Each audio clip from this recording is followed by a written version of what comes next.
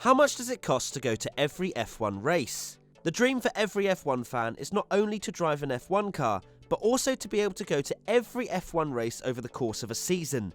No job, no worries, just watching F1 cars all year round and living the life. But unfortunately, to do this, you have to have money. But just how much cash will you have to part with? Now, we have to take into account quite a lot when working out how much everything will cost. Race admission, flights, accommodation, and daily spend. Of course, if you enjoy a more luxurious lifestyle of 5-star hotels, first-class flights, and limousines everywhere, this will cost a hell of a lot more. But we've done our very best to break it down into low, mid, and high end for each category, with costs covering the whole race weekend. Let's begin with race admission. We all know that certain racetracks are rather expensive, with others being slightly more affordable. I'll give you 3 seconds to guess which is the most expensive. A lot of walls, rich people, pretty poor. It's of course Monaco at the top of the list, with a whopping £237 at budget level and £3,359 for the full paddock deal. For that price, I could buy 186 incredible t-shirts from the WTF1 shop, and actually even more than that, as I've sorted a cheeky 10% discount using the code WTF1YouTube. You are welcome. Coming in last place, which is technically first place because cheap is good, is one of my favourite tracks on the calendar, the Shanghai International Circuit in China. A measly £54 will get you through the gates for the whole weekend. What an absolute bargain. For just £5 more, you can also attend one of the best tracks on the calendar. It's none other than the legendary Suzuka. You'll see the rest of the race admission costs flying up on the screen now. Were there any real surprises for you looking at these? Mine is the likes of Canada and Japan being really affordable.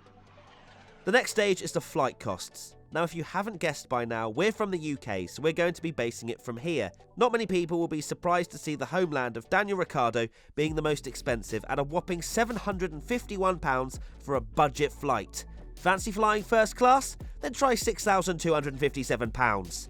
Mexico isn't much cheaper when it comes to budget flights at £630, which would get you a weekend ticket for the Chinese Grand Prix 11 times over. The funny statistic we found is it would actually be cheaper for someone living in the UK to fly to Spa for the Belgian Grand Prix than it would be to fly within the UK for Silverstone. Crazy. Accommodation. Everyone needs a place to sleep when travelling around the globe, having the best time ever watching 10 Formula 1 teams battle it out for the World Championship. Ha, who am I kidding? Yet again, China comes out on top with an average of £23 for the weekend. I'm genuinely contemplating moving to China at this rate. If you fancy a cheeky night race out in Abu Dhabi, you'll need to save up quite a lot more dollar, as it comes out at the most expensive at £123 for budget accommodation.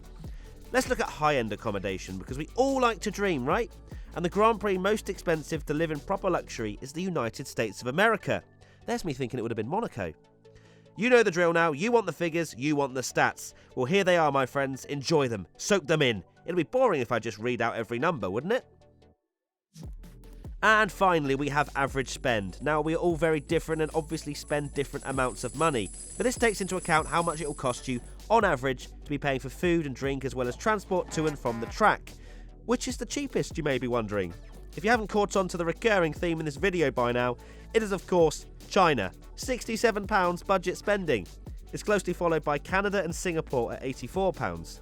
Coming out the most expensive in every single area, budget, mid-range and high-end, is America. It's a pretty awesome track though, so would it be worth the money? I've been. It's a definite yes. Austin is awesome. As with the other statistics there, as if by magic, flying up on your screen now. Damn, Germany is actually pretty expensive if you want to live the baller lifestyle.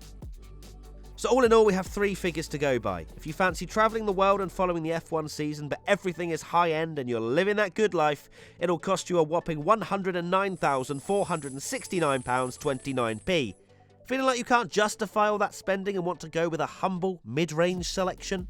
That'll cost you £31,389.46p.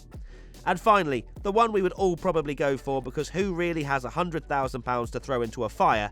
The overall cost for budget spending is £12,584.44p. Now that's much more affordable, although still well out of reach, so please somebody help. There you have it. You now have all the information on how much it'd cost to follow the full F1 season. A lot of numbers, and more importantly, a lot of money. Let us know in the comment section below which races you plan to go in the near future. Looking at these prices, it seems like China is the best bet. Time to start saving up, methinks.